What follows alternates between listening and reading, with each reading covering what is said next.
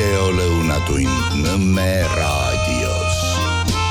Ja tere maailm, ongi lõunatund Nõmme raadios ja nagu me näeme, pidustused jätkuvad vääramatult, kui saatus tulgu taevast seda, mis taevast tuleb ja maalt seda, mis maalt tuleb. Uudiseid, üks uudis on näiteks see, et täna on stuudios herr doktor Viktor Vassiljev ja ega siin ei ole midagi, siin tuleb kohe alguses ära küsida, kuidas sulle, Viktor, meeldib see ütlemine, mis tuli nüüd paari päeva eest Frau tervishoiuministri, kui ma nüüd tiitliga jälle ei eksi, muusikesest, et rikkad võivadki käia tasulise tohtri juures, aga vaesed ei raiskolge vait. Või umbes niimoodi tähendab, küsimus on jaga ja valitse.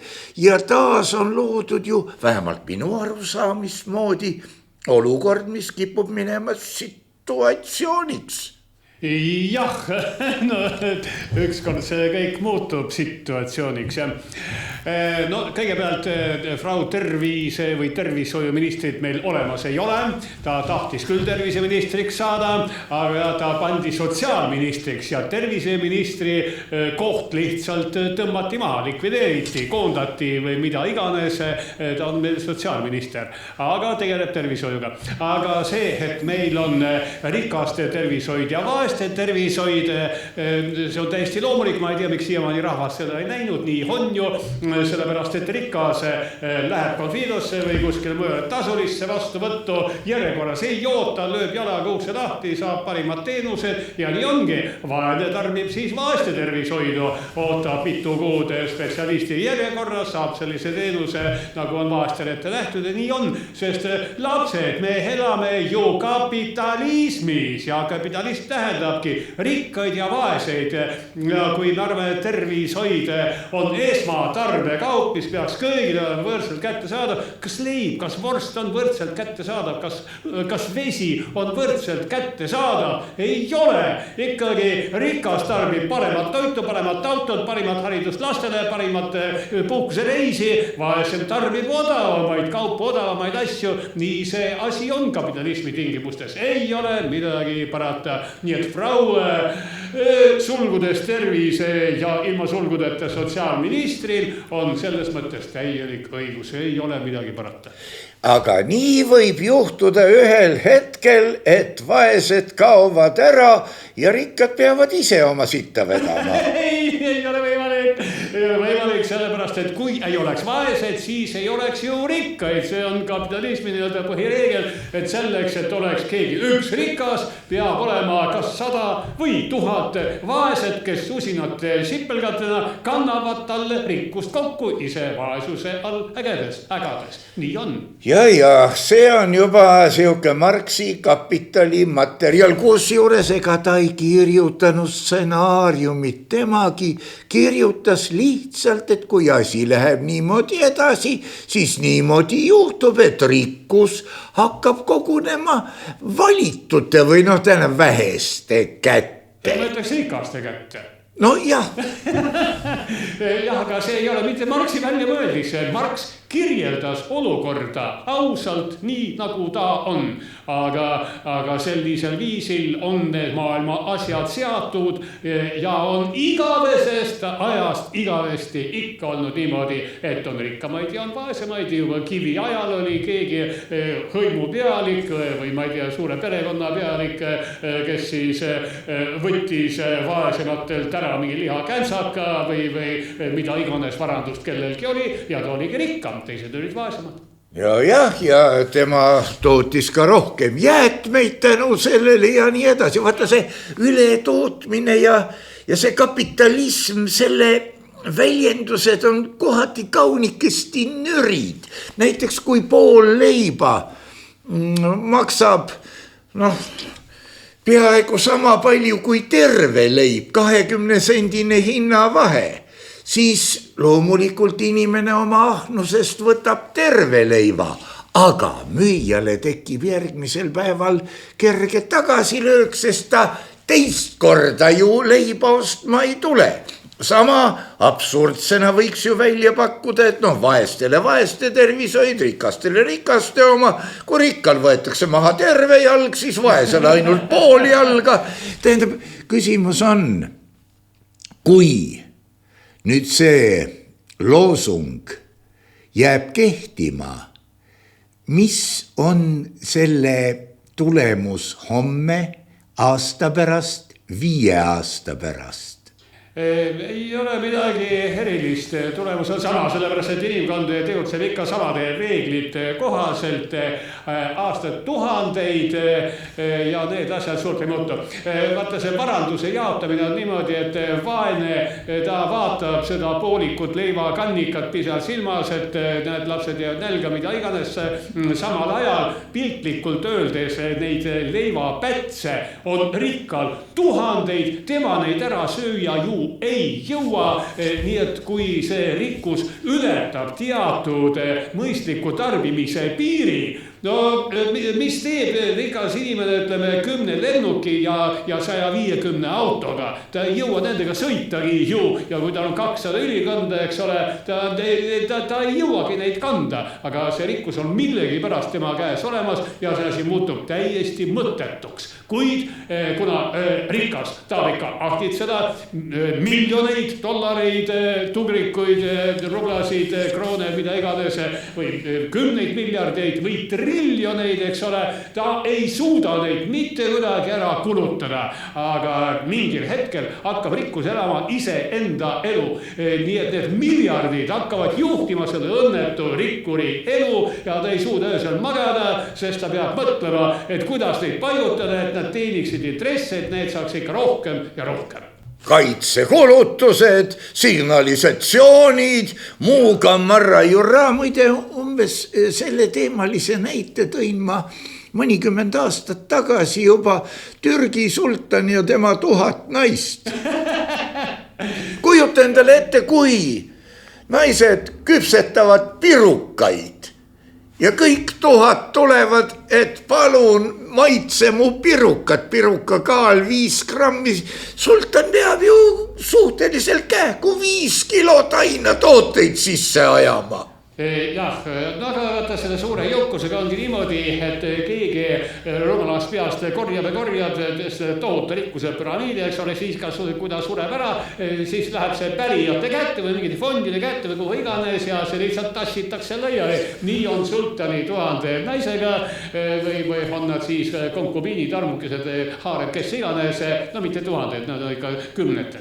Aga ikkagi ja täpselt samamoodi on tema rikka inimese suurte varadega või kui kellelgi on veinikelder, kus on 1000, 10 000 pudelit veini, mingid kvaliteetveinid, mida ta elu jooksul mitte kuidagi ei suuda ära juua, sest füsioloogia tervis maks seab ikkagi oma piirid, eks ole, kui ta sureb ära, no siis lihtsalt tassitakse laiali. Kogu lugu oli mõtet seda kõike koguda. Jah, tähendab, teed, mis sa teed, elad nii õigesti, kui sa vähegi oma meeles suudad ja maha jääb ikkagi hunnik rämpsu. Ja ära sured sa ikkagi samasugusena, nagu sa siia ilma oled sündinud ja teise ilma kaasa ei võta sa mitte kui midagi. Jah, Peetrus taevaväravas ütleb, et kohvrid ei tule. Ja siukene, nii kui kohvriga lähen ja hakkab piiksuma ja lüüakse tagasi. Ei, selle küll, aga nii on ka pühakirjas öeldud ja Kristus oli see, kes ütles, et kergem on kaamelil läbi nõele silma kui rikkal paradiis saada, nii et kes olid kõige rikkamad, need on järjekorras viimased. Eks ta umbes niimoodi ole, aga huvitav, et inimene ise ülistab ennast homo sapiensiks ja tegelikult on nii kuradi loll, et hale hakka. Aga vaata, mõistusele samamoodi varandus nagu raha. Et kui sa oled sellist nagu eluks vajalikku mõistust, see on väga hää, sa saad elus hakkama, kui seda mõistust, haritust on liiga palju, sa on mitu magistrikraadi, oled seal mitmel professor ja nii edasi, teeb see sind õnnelikuks. Keegi tark ütles, et rohke teadmine teeb ainult õnnetumaks. Sa jääd üksi.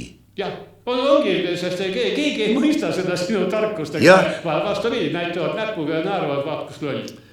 Ja tead, kui tuleb väga tark mees, täis lootusi ja muud sihukest, suurema auditooriumi ette, et valgustada teisigi oma lõputust teadmiste kogusest. Ta vaatab seda publikut ja kõik. Tead, ma olen näinud väga rikkaid inimesi, kes on ikka uskumatult lollid. Nendel on mingisugust ärivaistu, eks ole, seda küll, aga targad inimesed nad ei ole. Aga samas väga tark inimene, ta peaks aru saama, et tal pole nende miljonitega ja 100 auto ja 5 lennukiga mitte midagi peale hakata. Tark inimene ei hakka endale soetama seda absoluutselt mitte vajalikku rämpsu. Jah, ja kui tal on väga palju raha, siis on ta sunnitud looma endale dekoratiivvaenlase, et näidata, kuidas ta kaitseb vaeseid selle dekoratiivvaenlase eest. Aga see ei ole tark inimene, see on poliitik. No see on jah, eks tal võib ju olla nõuandjaid. Kuna vaadates, mis Eestis toimub, natuke kahtlen, kas poliitikutele, kõrgtaseme poliitikutele jätkub tarku nõunikke. Siin on muidugi müstilisi pildikesi võib võtta ajaloost, näiteks ma usun, et sul on tuttav Savva Morozovi nimi, kellele praktiliselt kuulusid kõik Venemaa raudteed. Ja tema oli suurim bolševike toetaja. Jaa, kui ta kuulis, et tema tehase töölistel pole raha relvade ostmiseks, too põrgu, ta eraldas selle raha. Jah, aga vaata, ma ei tea, kes olid tema nõunikud ja kes talle nõu andis, häbi neil olgu, aga kui vaadata pankade nõunikke, majandusnõunikke, mõnikord telekas näeb, esineb keegi, need on ikkagi väärikas eas inimesed ja targad inimesed, aga ministrite ja poliitikute nõunikud, need on tavaliselt poisid tüdrukud, kellel on heal juhul võib-olla magistrikraad, halval juhul ülikool pooleli, eks ole, nokamüts ja seljakott, eks ole, need ongi nõunikud. Nii et pank võtab ikkagi endale nõunikeks targad inimesed, poliitikud võtavad endale nõunikeks noored, kas nüüd atraktiivsed ja hästi noored inimesed. Mingisugune, no ma ei saa nüüd öelda selle koha peal ka pedofiilia, aga... Ei, küsimus on selles, et nendel noortel inimestel ei ole elukogemust, mis segaks poliitiliste eesmärkide elluviimist. Ja sellepärast me olemegi oludes, mida nüüd võiks kutsuda totruse triumfiks. No jah, et proktoloog ütleks täpsemalt, mis see on. No jah, proktoloog on muidugi ka õilis amet, aga ja, no tead, ma olen nõus. Ja kunagi sai vist öeldud, et kui ma peaksin Eesti Vabariigile klistiiri tegema, siis ma suunaksin klistiiripritsi otsa kindlasse kohta. No ja ärme hakka kindlat ministeeriumi nimetama, aga proktoloog on ka spetsialist, kellega keegi ei vaidle, sellepärast, et siis sa pead ise selle näppu sinna samusesse hakkama. Viktor, sa ju ei ulata sinna vaatamagi. Eks ta ole selline pime koht, jah. Noh, jah, pime koht Eestis. Kõlab veenvalt. Aga jah, ikkagi, tead, me oleme vanad inimesed, aga ikkagi mingi mure on sees, mis saab edasi. Tead, lastest kahju ja mingi empaatiavõime ja võib-olla ka raske nõukogude mineviku taak ripub jala küljes, et võiks nagu olla ühtne ühiskond ja võiks nagu ehitada helget tulevikku, aga...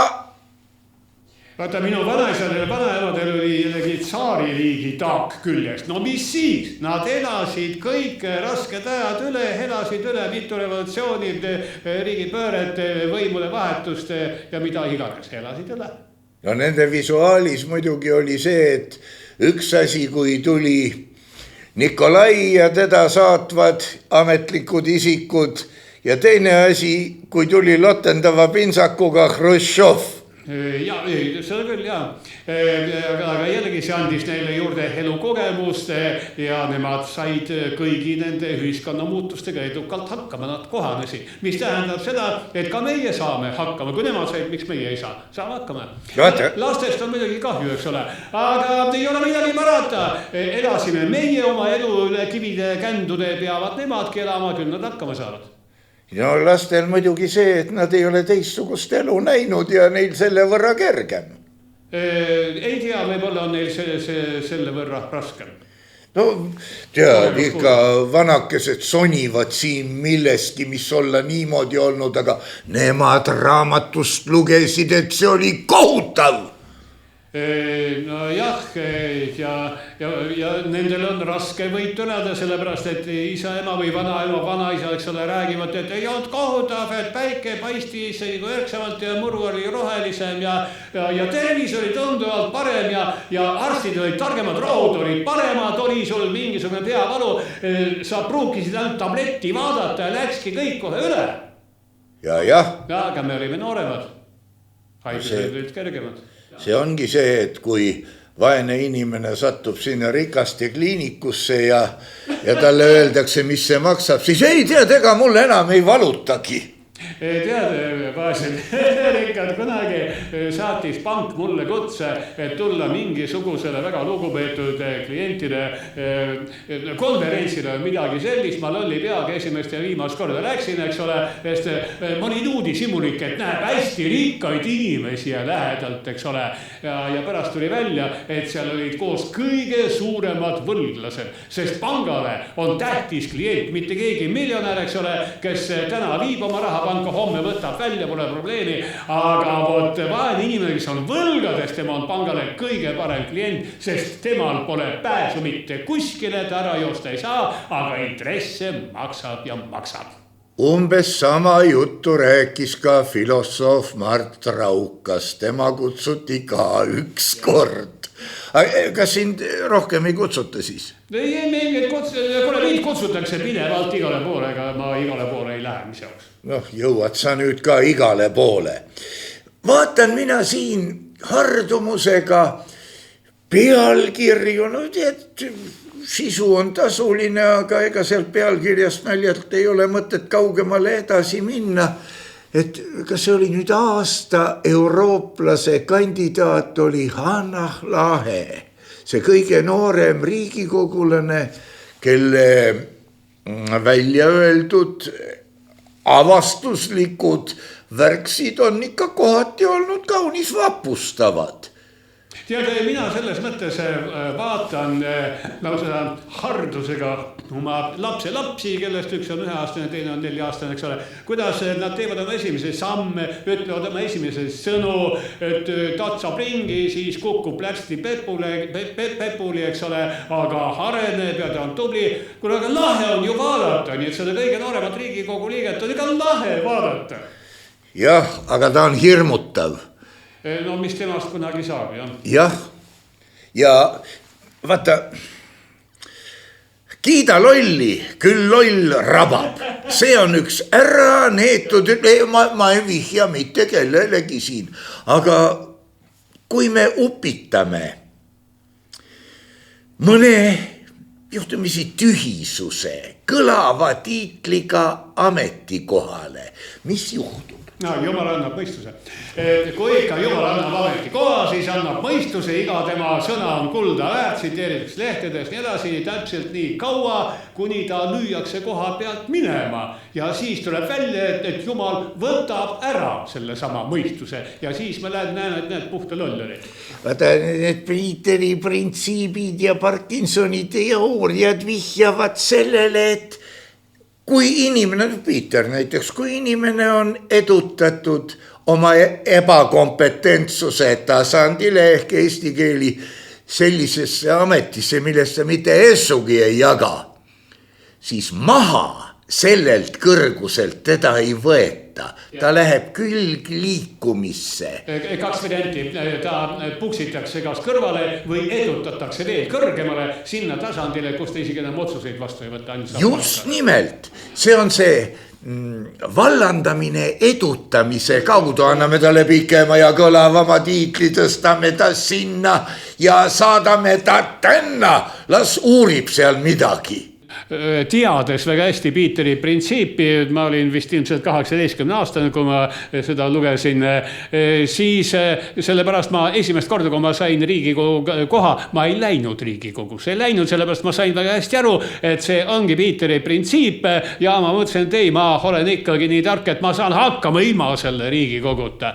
Aga 4 aasta pärast ma vaatasin, et pinsiaeg jõuab lähedale, tühja ka, ma andsin alla ja läksin sinna. Seal ma istusin nii kaua, kuni hakkas häbi ja tulin ära. Ja laulsid mõttes sinna minnes, olen vana ja väsinud mees. Umbes nii, jah. Aga vaata, Pieteri printsiip. Kui sa mäletad selle eessõna, mille Loonas Piiter ise kirjutas, siis seal ta kirjeldab, kuidas ta pakkus ühele kirjastusele, teisele, 3., 4., kõik lükkasid tagasi ja soovitasid, kas kirjutada naljaraamat või tõsiteaduslik uurimus või ma ei tea, kuidas neid nimetatakse. Nüüd me jõuame huvitavasse olukorda, sest kui Piiter oleks kirjutanud naljaraamatu, siis oleks retsensendid või ütleme niimoodi kirjanduse huvilised öelnud, et tema naljades igal pool on ka kübeke tõtt. Jaa, vaata teinekord naljaks kirjutatud asjad lähevad ilusti läbi. Näiteks Benjamin Franklin, kui ta oli Ameerika tol ajal veel Ühendriike ei olnud, käis sõda ja võitlus inglastega. Tema oli siis saadik Prantsusmaal Pariisis ja tema kirjutas esimest korda sellest, et võiks olla suveaeg ja talveaeg, tund aega vahet, hoiaks nagu rasvaküünlaid kokku, eks ole, ja ta avaldas selle tollaegses huumorilehes. Aga näed, nüüd on ära tehtud. Ja sa mõtle, kui palju me nüüd rasvaküünlaid kokku hoiame. Ja, võiks kloostrile annetada. Nunna kloostrile. Ma tsiteerin praegu Viimset reliikviat.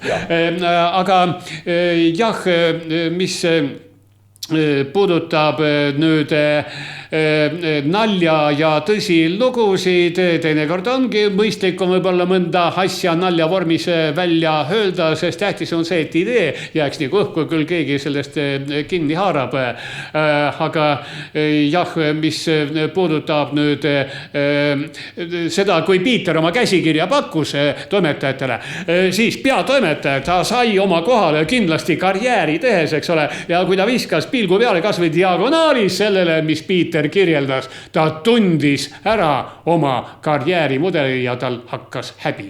Amicus meus, peatoimetaja on kahtlemata ülendatud ametisse, mis käib tal üle jõu ja mõistuse, nii et ta ei saanud mitte õhkagi aru, aga peab ju midagi ütlema, teate teie noormees siin. Aga võtame variant 2. Piiter oleks kirjutanud midagi tõsiteaduslikku, psühholoogiliste põhjendust. Keegi poleks seda lugenud. Just. Isegi praeguses vormis Pieteri printsiipi. Tead, vaata lugemisel ja lugemisel on meeletu vahe. See on see, millest on rääkinud korduvalt Nõmme raadios Einar Laigna. Lugeda tuleb nii, et sa mõistad, millest on jutt, et sa saad aru, et sul on mille üle mõelda. Ja aga selleks peab olema kirja pandu sellisena ka kirja pandud, et seal esimesest ridadest on huvitav seda lugeda. Kui huvi ei ole, siis ei ole. Seesama Pieteri printsiip panna kuiva teaduskeelde koos mingite allika viidetega seal nii edasi ja toppida kuskile retsenseeritavasse teadusajakirja, mida loeb võib-olla üle kogu maailma 50-60 inimest, eks ole. Keegi ei teakski sellest mitte kui midagi. Aga täna ma võin ju öelda, et Pieteri printsiip nii, Pieteri printsiip naa. Pieteri printsiip on Nõmme Raadio Meediapangas olemas. Võtke ja kuulake. Ja mis sest kasu on? Kui kaua Ining on terve planeedi rahvas, teab seda võiks aru saada, võiks teada seda sama põhimõtet. Isegi Parkinson oma seadusega on unustatud. No Parkinsoni seadus, kes oli Monty Python, Meaning of Life, eks ole. See on ju Parkinsoni seaduse lahtimäng.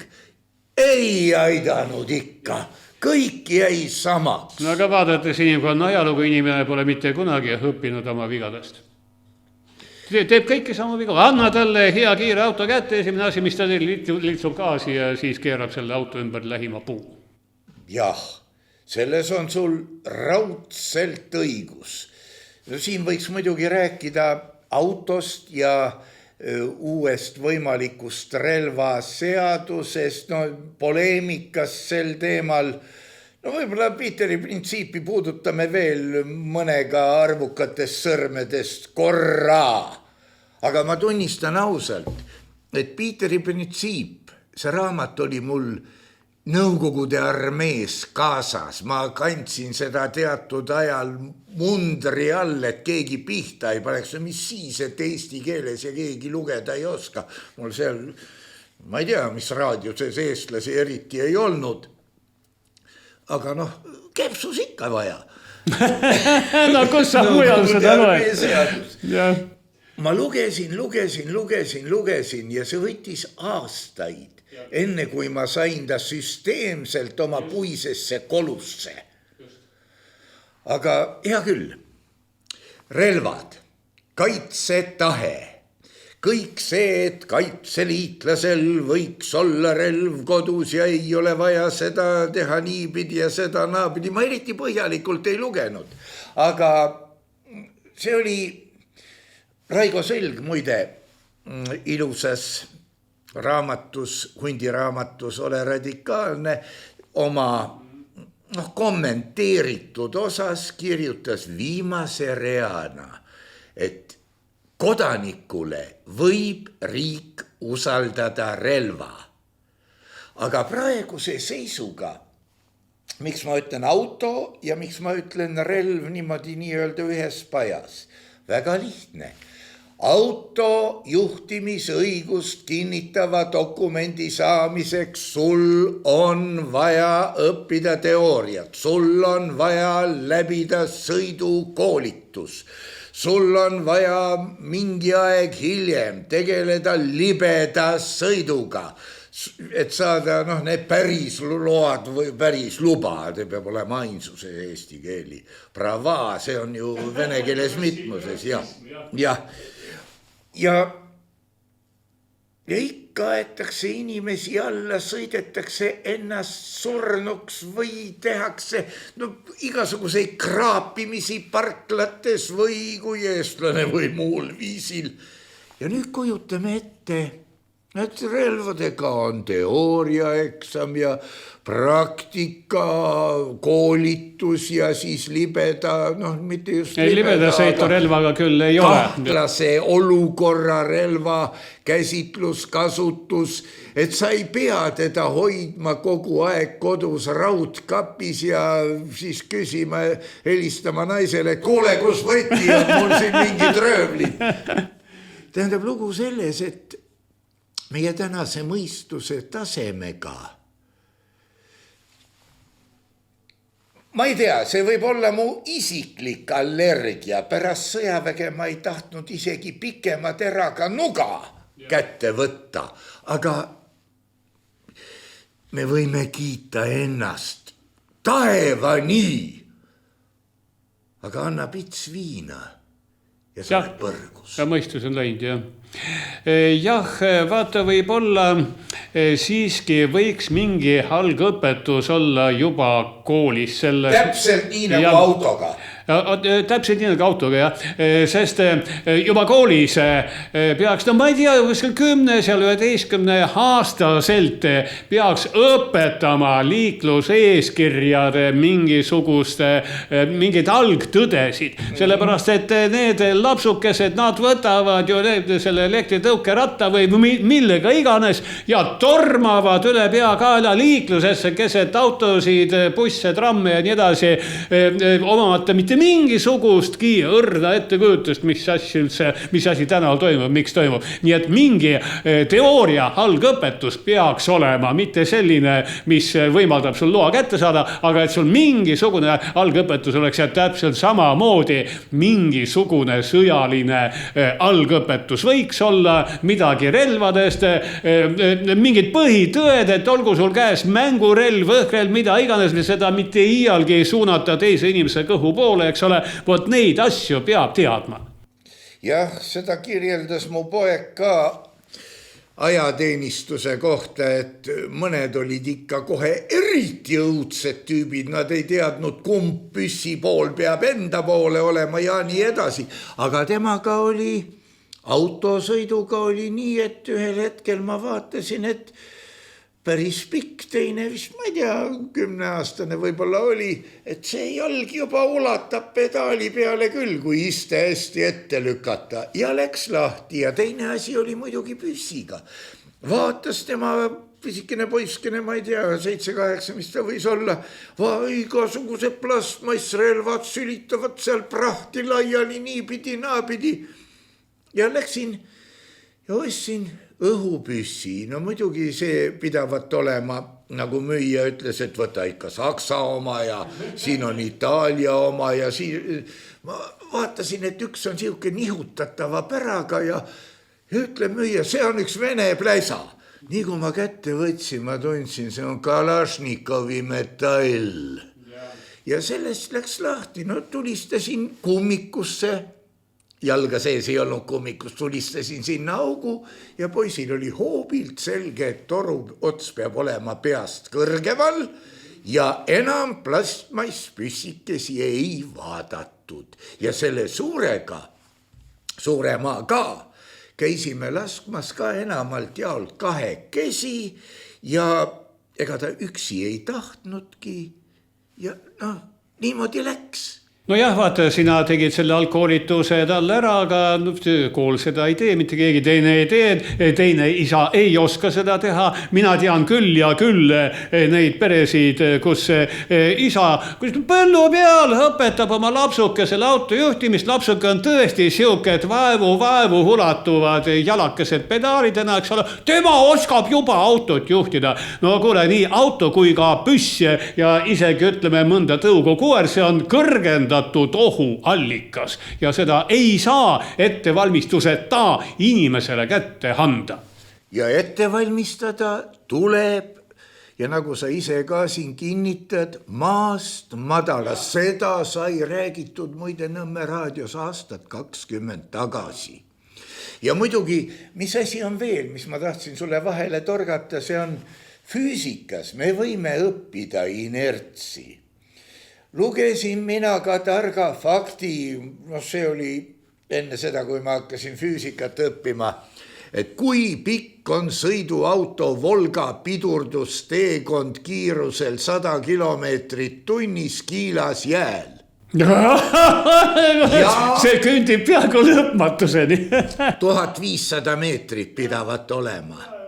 See on pidurdusteekond ja samas kui ma vaatan meie noori, kes astuvad sõiduteele teadmata, et no võiks korraks kurat vasakule vaadata. Lihtsalt ta läheb titevankriga demonstratiivselt paremale vaadates. Teda ei huvita, sest tal olevat mingi õigus. Ja ta teab, et sa ei tohi teda alla öelda. Nii lihtne see ongi. No selle kirjutame hauakivile ka. Aga tal oli õigus. Nii et see, et kodanikele relvad kätte anda, ma olen poolt kodanikele relvad kätte anda, aga kodanikele. Mis asi on kodanik? Kodanik, see on ikkagi teadlik inimene, kes teab seadusi, teab oma õigusi, teab oma kohustusi nii riigi kui ka kaaskodanike ees. Vot sellisele kodanikule võib küll relvaloo kätte anda. Võib-olla ta kõiki paragrahve ei ole läbi lugenud, sest see on, mis ta on, aga ta peab juhinduma meie põhiseaduse preambulis. Ja teiste inimeste huvidest. Ära tee teisele seda, mida sa ei taha, et sulle tehtaks. Ega sa ei taha, et keegi lollakas purjus peaga suunab püssitoru sinu kõhu poole. Ära siis ka teistele seda tee. Jah, see nüüd läheb jälle huumorimeele kategooriasse. Kuule ei lähe, sellepärast, et mul on olnud rohkem kui üks kord sellised olukordi, kus kuskil mingis muuseumis seal kuskil näidati relv, öeldi ka, et see on täitsa töökorras relv, eks ole, ja vormis inimene, eks ole, et seda püssi suunas täpselt minu kõhu suunas ja hakkas seda lukku lõgistama, eks ole, ma lõin selle käega lihtsalt eemale. Vormis mees ja ma ei hakka täpsustama. Ei ole vaja. Ega vorm ei anna mõistust. Ei, see ei olnud tuletõrjuja vorm. Oluliselt ära ka ei võta. See inimene ka alasti oleks samasugune olnud. Loomust ei muuda.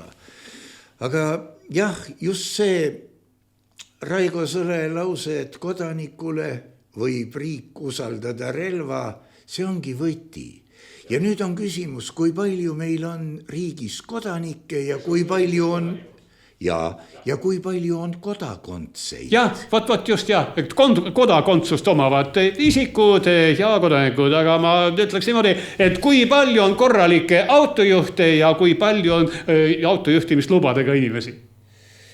Vot see on nüüd filosoofia põhiküsimus nagu kohe munast ja kanast, sest mul autojuhtimisõigust kinnitav dokument on ja kõik on seaduslik ja kõik on korras, aga ma ei riski kinnitada, et ma ka korralik olen. Ei riski.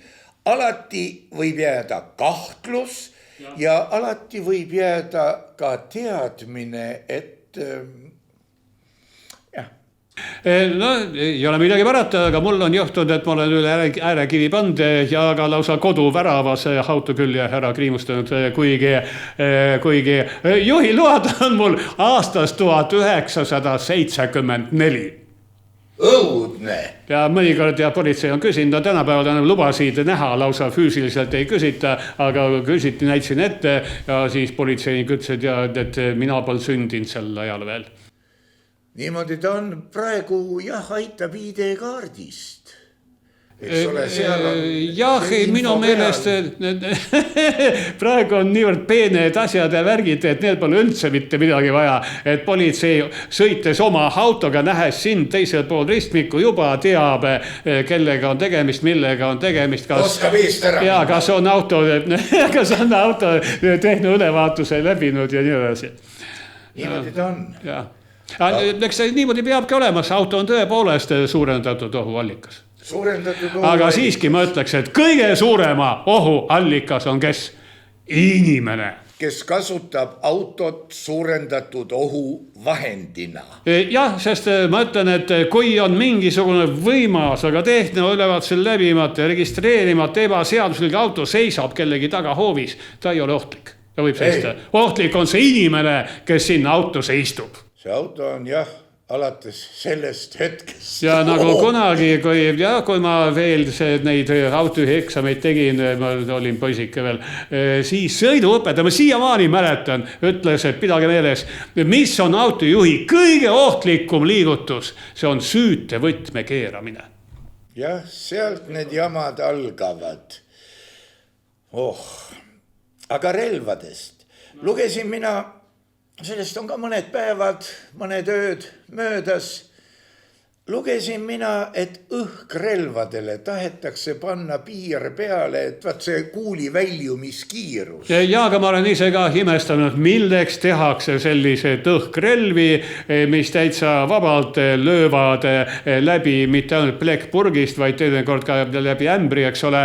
Nii et selline õhkrelv, ta tekitab raskeid kehavigastusi ja on ka juhtumeid, kus päris võimsa õhkrelvaga on inimene ka ära tapetud. Milleks vaja sellist relva? Kui sul on vaja seokst relva, millega sa võid naabrimehe ära tappa, eks ole, no siis sa hangid seaduslikult või ebaseaduslikult tapmise relva. Aga õhkrelv, ta ei pea olema tapmise relv. See on selleks, et no märki lasta, eks ole, mingi paberist selle sihtmärgi pihta. Lühikese maa pealt. No mul peaks olema üks niisugune, mis on üksjagu tugev. Aga see ei ole suurt sihipäraselt nüüd inimese vastu mõeldud, vaid lihtsalt selleks, et poiss sai õppida läbi optika vaatamise. Ja selle küll, aga selleks kõlbab ka see nõukaaegne, mis oli selle murtava selle rauaga, eks ole, väike kuulikene käis sisse ja 10 meetri pealt võis täiesti tiiruse märki lasta. See on poisi õpetamiseks täitsa paras, aga võimas õhkrelv, millega saab inimest vigastada. Mina näen sellel üht ainukest eesmärki, see on mõeldud inimestele, kellel relvaluba ei ole ja mitte iialgi seda ei anta, aga ta tahab endale püssi. Jah, alaväärsuskompleksi väljendusvahend. Aga muidugi jah, ma ütlen, et see murtavad, see mu õudum ongi murtava otsaga, jah. Aga nüüd on küsimus veel selles, et heideti ette, et nad on liiga täpsed relvade koopiad. Ja vot ma ka imestan, miks ta peab olema täpne koopia, et sa võid sellega minna panka röövima, eks ole, või tänaval kedagi ähvardama. Miks ta peab olema täpne relvakoopia? Tunduvalt ohutum, kui ta oleks oranži värvi, eks ole, teistsuguse kujuga, on kõik selge, mis sul käes on. Aga muidu purjus peaga inimene mingi selle paugu stardipüstoliga jalutab kuskil pargis ja ma räägin tõesti sündinud juhtumitest, lehtedest inimesed lugenud, isegi Riigikogu liikmega juhtus, eks ole. Ja kõik politsei lendab peale, väänab sul käed selja taha, aga halval juhul politsei võib sulle ka kuuli kerre kihutada, kui sa mängurelvaga neid sihid, ega politseinik ju, ütleme 10 sammu kaugusel, ei näe, ei saa aru, ega ei olegi võimeline aru saama, on see päris relv või päris relva koopia. Ja ta on täielik õigus su maha võtta. Lihtsurelik, mitu protsenti Eesti rahvast on võimeline üht käsitulirelva marki teisest margist eristama ja kui ma võtan kätte lihtsalt midagi taolist ebamäärast, kes määratleb, mis mul käes on, mul ei ole vaja mingite filigraanset relvakoopiat, lihtsalt peab olema relvamärk maha pandud ja juba kardavad, kes kardab, kes ei karda. Ja kui me nüüd läheme ajaloo juurde, miks on nööbirida meestel ühel pool, naistel teisel pool? Sellepärast, et siit saab pista käe põue ja võtta välja. Asi on tunduvalt vanem, kuna mõõka käsitseti parema käega ja tõmmati vasakult välja, siis kui nööbid oleksid seda pidi, mõõga käepide võis takerduda pintsaku hõlma, jah. Sellest on ka, kui me nüüd auto juurde tagasi läheme, miks oli liiklus niipidi nagu ta oli, et mõõgad kokku ei puutuks, sest see olevat olnud vanal hallil ajal solvav. Aga nüüd need õhkrelvad, relvade koopiad, mida kiruti vannuti natukene, tehti märkus, et neid ikka igas toidupoes ei peaks müügil olema või umbes selles suunas. Kes väga tahab, ta võib jalutada 3 vorstipoest mööda ja leida sporditarvete pood, kus neid ikka müüakse. Jah, niimoodi ta on. Ja selle küll, aga ameeriklased näiteks müüvad lihtsamaid tulirelvi ka praktiliselt igas kioskis nurga peal, nii et seal pole midagi muud vaja, kui näitad oma dokumendi ette, relvaluba pole vaja, sa ostad selle. Jah, sa ostad selle. Ja, kui on lihtsam siuke revolver. Ja nüüd tekibki küsimus, viskame pilgu peale Hollywoodi filmidele ja me näeme, kui toredad mängud seal on. See kõige kangem tegelane haruharva saab pihta, aga teisi võta ja loe, kui palju ta ühe sihukese olukorraga maha tapab. Ja, mind paneb alati imestama puhttehniliselt, eks ole, et tal on üks püstel, kus no kõige ideaalsemal juhul võib pidema selle 16 padrunit, eks ole, tema teeb sealt vähemalt 50 pauku. Juhtub ka niimoodi, eks nõukogude filmide Kalašnikovi automaadid olid ka lõpmatud. Lõpmatult, jah, tegelikult Kalašnikovi automaat minu meelest ta 2 sekundiga tulistab oma salve tühjaks. Ja 3. Jah, sa tead paremini. Vanem mudel, jah. Sinna magasini läheb ju tükki 30 sisse ja 10 sekundis siis. Aga see käib väga ruttu. 1, 2, 3, jookse! No uusid ja värgid, nendel on minu meelest 60 laskusekundis. Ei tea, võib-olla on, aga see käib ka väga kähku. Ja nüüd tekib küsimus, vaata, Lenin, kui niskene, ütles, et tähtsaim kõigist kunstidest on kinokunst. Jah, sest tol ajal internetti ei olnud. Ja kinokunst lummab inimese ära. Kinokunsti didaktiline moment on see, et inimene püüab kellegagi millegagi samastuda. Mina olen ka niisugune ja mul on kuri kahtlus, et nii mõnigi kooli tulistamine on ka just seda tüüpi psüühikahäire. Muidugi, aga kust mujalt nad seda õpivad kui ikka kinost, jah. Ja kui me vaatame Hollywoodi filme niipidi naapidi, siis Araabia terroristide hooglaine on mööda läinud praktiliselt. Praegu on juba midagi internetiga ja droonid ja Eye in the Sky on jälle omaette, kus on juba mesilase või ma ei tea, sääse suurune droonikene annab briljantset pilti terroristide peakontorist ja nii edasi. Aga see kõik valmistab inimest ette. Olid mõned filmid ka, kus juttu oli India terroristidest, aga siis tehti ilmselt mingid kaubanduslepingud ja India terroristid kadusid ära. Vaatasin mina eelmise aasta filmikest Carry On. See peaks olema siis tõlkes Käsipagas. Ja seal oli lõik, seal oli juttu, et mingisugused tegelased panid pihta kanistrid Novitšokiga selleks, et tappa ära ühes lennukis, konkreetsel lennul viibiv neile ebameeldiv isik.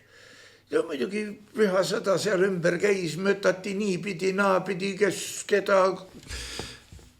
Aga nüanss oli selles, et seal öeldi välja ilusad laused.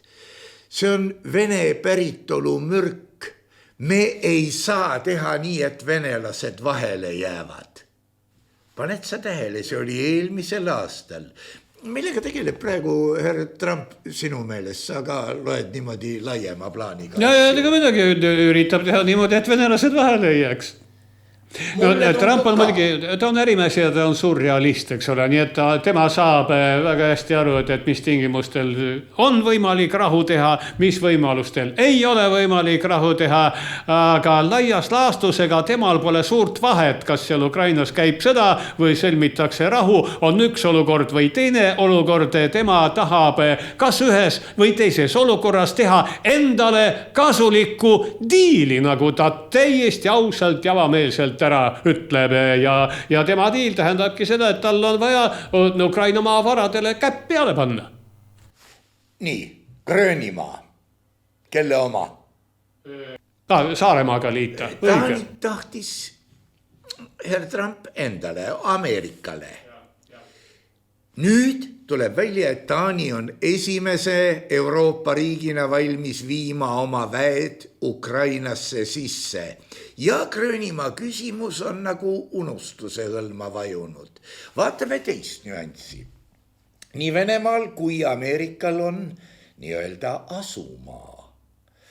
Ameerikal Alaska, vahepeal on törts Kanadat, aga võiks ju ühendada Ameerika Alaskaga ja võtaks siis selle Kanada ka juba ära.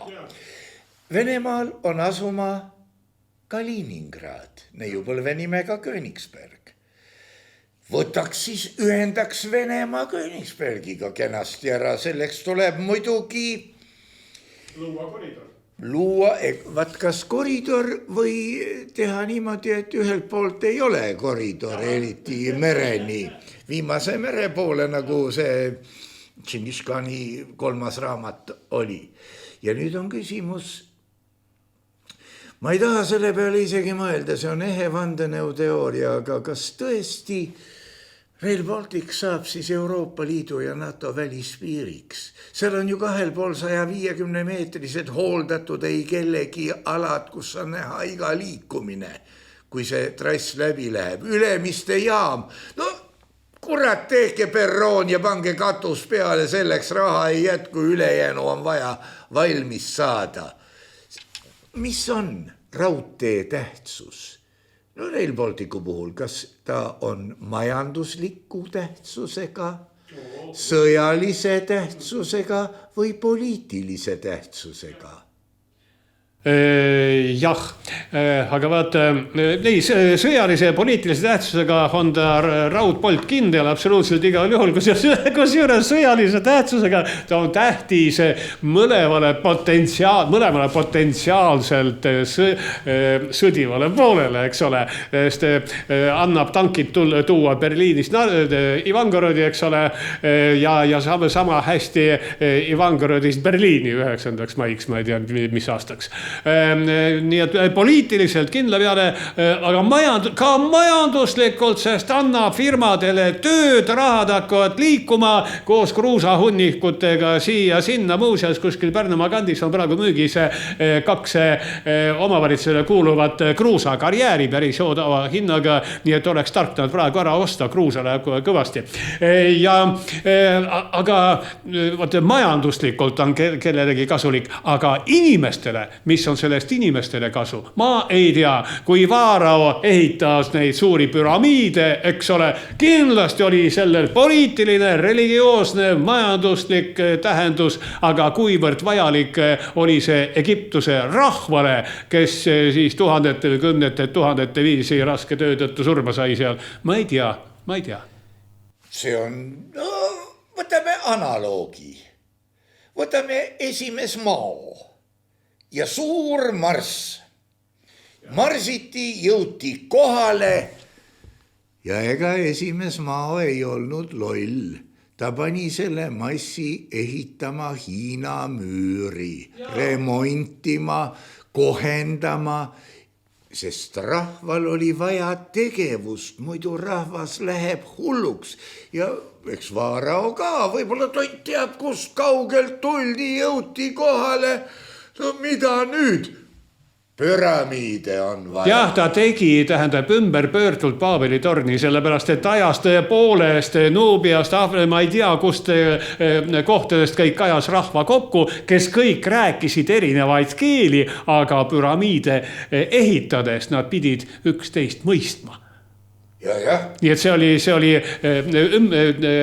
ümberpöördult nii-öelda Paabeli torn. Nad pidid ühte keelt rääkima ja Jumal, olgu ta Ra või kes iganes, ei sekkunud ja ei ajanud püramiidi ümber, et rahvas selle vana Egiptuse keele ära unustaks. No see Ra vaatas, mis nad teevad ja... Tehke, mis tahate, mina ei sekku.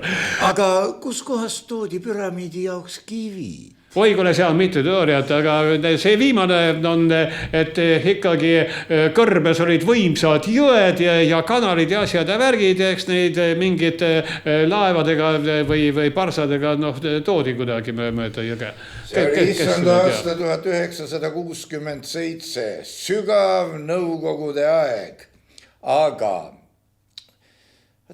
ma võin nüüd eksida, aga see võis olla see noorteleht Säde, aga see võis olla ka Noorte Hääl, kus oli artiklikene sellest, kuidas üks Prantsuse turist võttis kätte ja haamrikesega toksis püramiidi küljest killukese et noh, milleks, no hea küll, tahtis uugeldada ja viis selle Pariisi ja sõber tahtis endale ka ja kuna see killuke oli mõistlike mõõdetega, siis ega see prantslane kade ka ei olnud, lõi selle pooleks, et annab poole siis sõbrale ja seal sees olevat olnud juuksekarv ehk siis betoon ja need vahed, kuhu nugagi ei mahtunud, need olid siis salungi jäljed.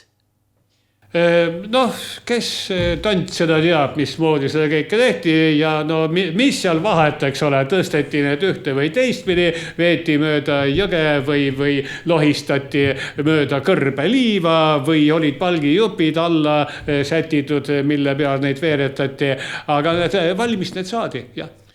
No see on see ilus ütleb nii fakt na litso.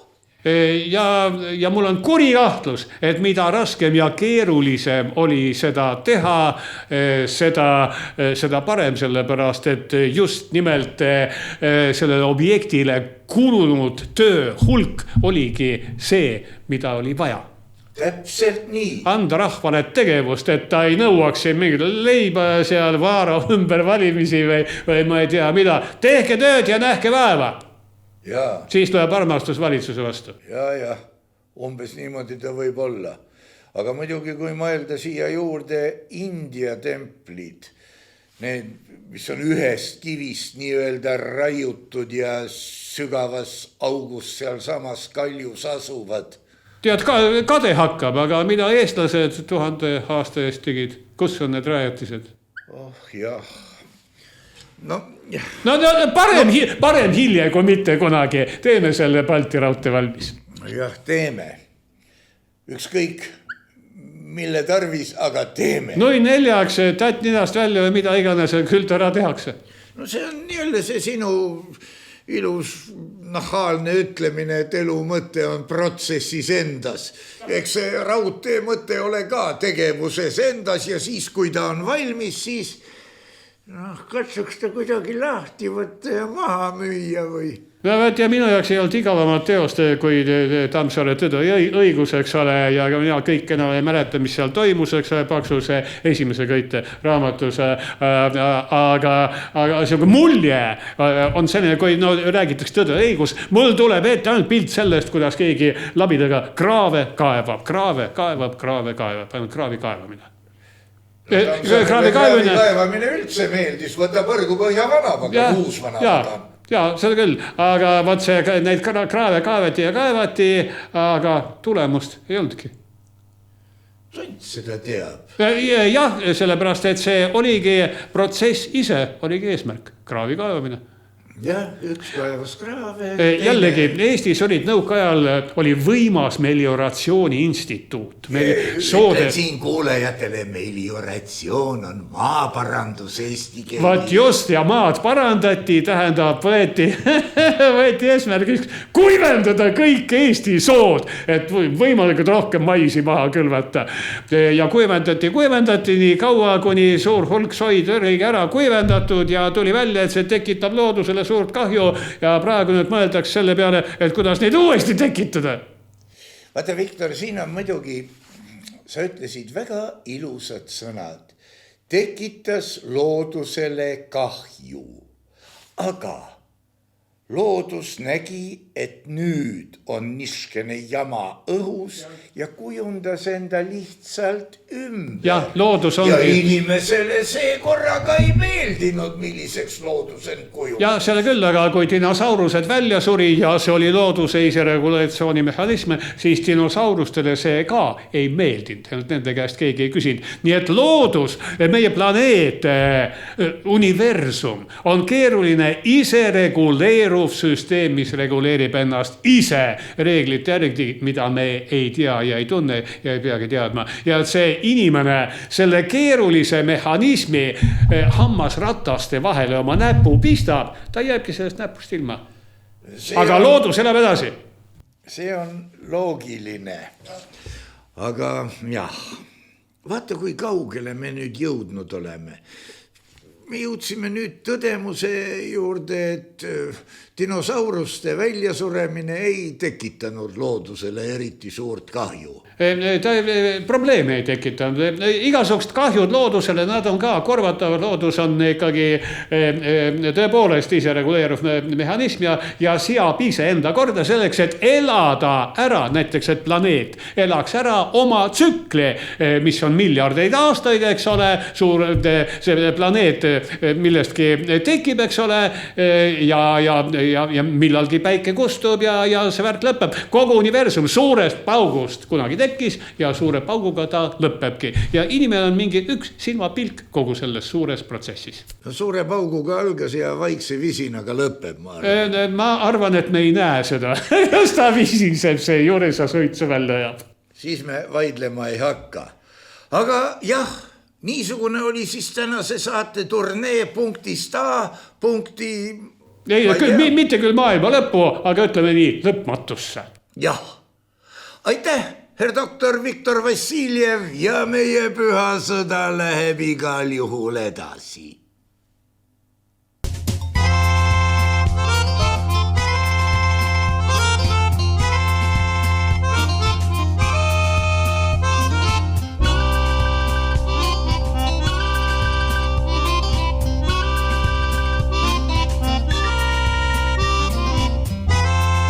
Saade on salvestatud 2025. aastal.